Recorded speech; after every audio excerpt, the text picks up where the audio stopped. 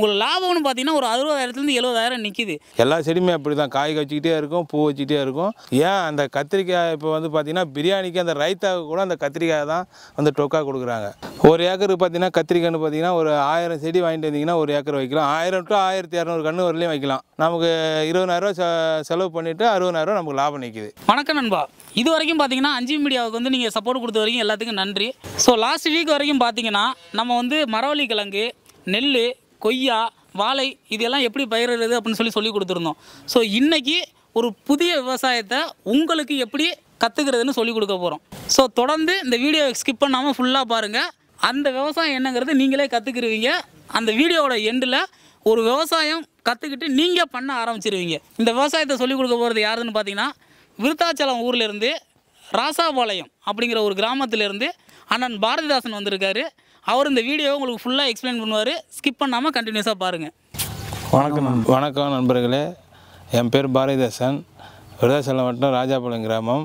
இப்போ எதை பற்றி பார்க்க போகிறோன்னா, இப்போ கத்திரி எப்படி வச்சு அறுவடை பண்ண போகிறத பற்றி பார்க்க போகிறோம். இந்த மண்ணில் பார்த்திங்கன்னா எதுலாம் விளையும் பார்த்திங்கன்னா கரும்பு, சோளம், வாழை, வெண்டை, கொத்தரங்காய், அதுமாதிரி விவசாய பொருட்கள் எல்லா இந்த மண்ணில் எல்லாமே வந்து விவசாயம் பண்ணுற அனைத்துமே இந்த மண்ணில் விளையும். இப்போ நம்ம என்ன பண்ண போகிறோம்னா கத்திரி தான் வச்சுருக்கோம். கத்திரி வச்சு கத்திரி எப்படி காய் காய்க்க போகிறத பற்றி தான் பார்க்க போகிறோம், நம்ம பேச போகிறோம். ஒரு ஏக்கருக்கு பார்த்திங்கன்னா கத்திரிக்கன்று பார்த்திங்கன்னா ஒரு 1000 செடி வாங்கிட்டு வந்தீங்கன்னா ஒரு ஏக்கர் வைக்கலாம். 1000 to 1200 கன்று வரலையும் வைக்கலாம். இப்போ நாங்கள் எவ்வளோ வச்சுருக்கோம் பார்த்திங்கன்னா ஒரு அரை ஏக்கர் வச்சுருக்கோம். 500 கன்று அது மாதிரி வாங்கிட்டு வந்து வச்சுருக்கோம். ஆனால் இந்த கத்திரிக்கு வந்து இந்த மண் எப்படி பதப்படுத்தி எப்படி நான் ரெடி பண்ணுறீங்க? ஃபஸ்ட்டு நல்லா உழுது ஓட்டணும். நல்லா காய்ச்சல் நல்லா ஈரப்பத்தில் ஓட்டி நல்லா காய விடணும். 2 சால் நல்லா ஓட்டிட்டு காய விட்டு அப்புறம் 2 சால் ஓட்டணும். ஓட்டிட்டு அதுக்கப்புறமா கான் கலப்பையில் கான் அடிக்கணும். அதுக்கு முன்னாடி ஓட்டுறதுக்கு முன்னாடி பார்த்தீங்கன்னா மாட்டு எரு இருக்குல்ல, அந்த சாணத்தை எடுத்துகிட்டு ஃபுல்லாகவே இறச்சிடணும். இறச்சிட்டு அதுக்கப்புறம் தான் ஓட்டணும். ஓட்டி 4 சால் நல்லா ஓட்டி காய விட்டு அதுக்கப்புறம் கான் அடித்து அந்த காய்ச்சலில் அந்த கானில் வந்து தண்ணியை விட்டு அந்த கத்திரியை ஊனா மட்டும்தான் நல்லா வரும்.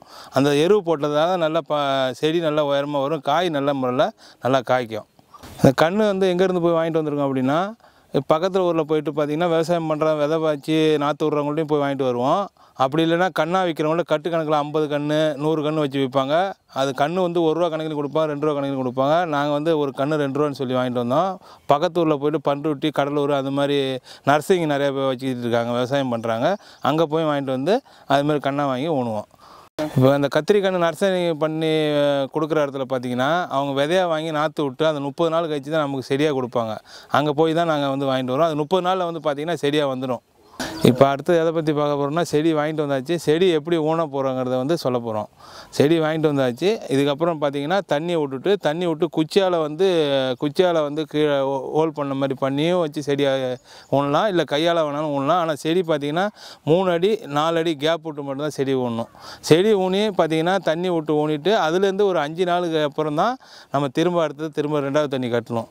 அந்த 2வது தண்ணி கட்டினதுக்கப்புறம் ஒரு 15 நாள் 20 நாள் கழிச்சு கொஞ்சம் கொஞ்சமாக யூரியா மட்டும் லைட்டாக செடிக்கு பக்கத்தில் போடாமல் கொஞ்சம் எட்ட தள்ளியே யூரியா போடணும், உரம் போடணும். செடிக்கு உரம் போட்டால் தான் அடுத்து திரும்ப பூ வைக்கும், அடுத்து செடி வளர்ச்சியாக வரும். அதுக்கப்புறம் பார்த்திங்கன்னா 30 நாள் கழிச்சு பார்த்திங்கன்னா பூ வரும். பூ வர சமயத்தில் அதுக்கு தகுந்த மாதிரி பூ வரத்துக்கு உரம் போடணும்.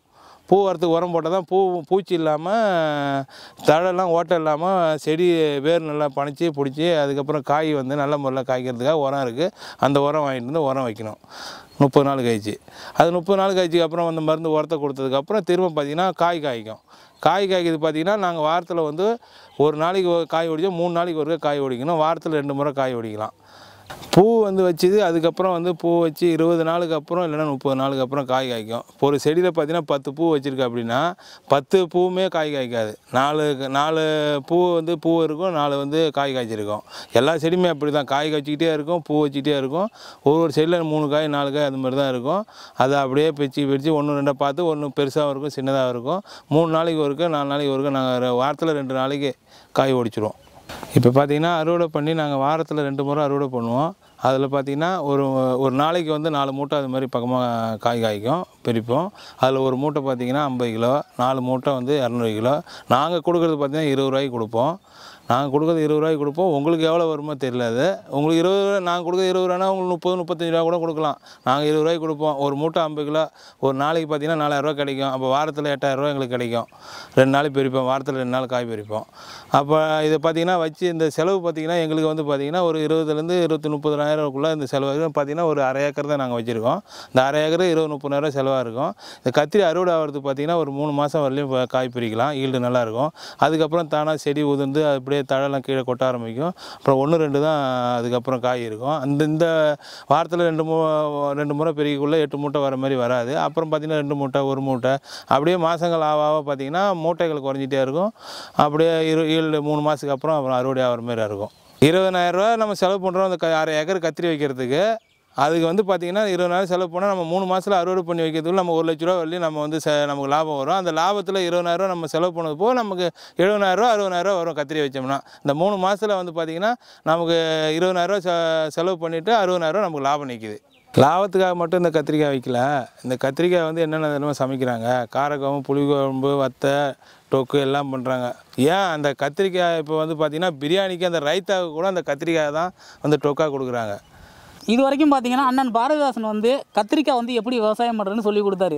இந்த கத்திரிக்காய் வந்து என்ன லாபம் கிடைக்குது, அதை விவசாயம் பண்ணால் எந்த முறையெல்லாம் நமக்கு பெனிஃபிட்டாக இருக்குது, அதை எப்படியெல்லாம் நம்ம சாப்பிடலாம், சமைச்சு செய்யலாம்னு சொன்னார். ஏன் நீங்கள் ஆசைப்படுற பிரியாணி சாப்பிட்னா கூட இந்த கத்திரிக்காய் தான் தேவைப்படுது, இந்த கத்திரிக்காய் இருந்தால் தான் ரைத்தா செய்ய முடியும் அப்படின்னு கூட சொல்லி முடிச்சிருக்காரு. ஸோ நீங்கள் தொடர்ந்து எங்களுக்கு ஆதரவு கொடுங்க. அடுத்த ஒரு வீடியோவில் இன்னொரு விவசாயம் நீங்கள் எப்படி கற்றுக்கலாம், எப்படி செய்யலாம்னு நாங்கள் வந்து சொல்லிக் கொடுக்குறோம். ஸோ முடியும் வரை விவசாயம் காப்போம்.